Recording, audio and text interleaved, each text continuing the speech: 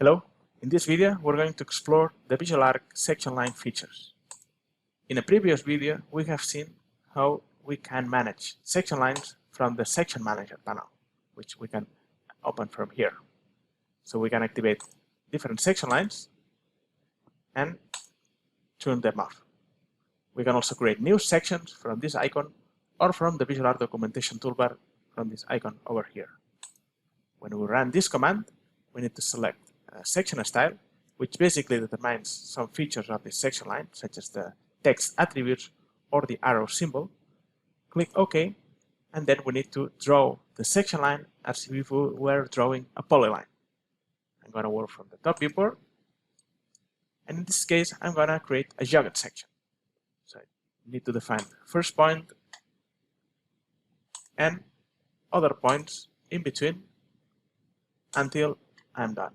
So I do right click to finish this first step of the section line creation, and then I need to define a viewer position from the first point of the section line. So this viewer position will also determine the section length that will define the area of that section line.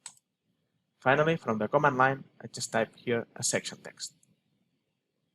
Now, when I select this section line, we'll see the area of it and the control points. So we can move that control points to change the boundary area. Now from the section manager, we can enable that section line and turn it on and off. So only objects included in that section line area will appear in that view when this section is enabled. For example, I'm going to work from the ground floor. If I insert any geometry in here, only the part of this geometry included within these boundary limits will show up in that section. Now, in addition to the boundary control points, we've got some other control points that lets us flip the section position. So we just need to move it from one side of the section to another just to flip the section line. Also, we've got another control point next to the section text, but in this case we need to disable the section in order to see it. This will let us control the position of the section text.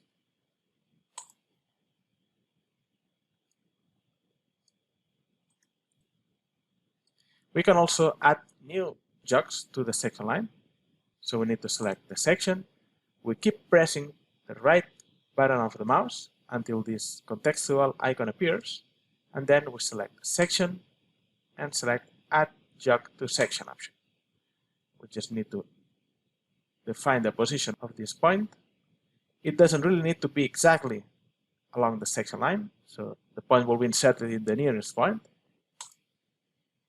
And now, once this is done, if we select the section line, we will see another point in here. In a similar way, we can remove jog points by keep pressing the right mouse button until the contextual menu appears, say section, remove jog from section, and then select that point. If we quickly explore the features of section styles, we can just do right click here on the section icon, and we can see a few styles available that are included in VisualARQ templates.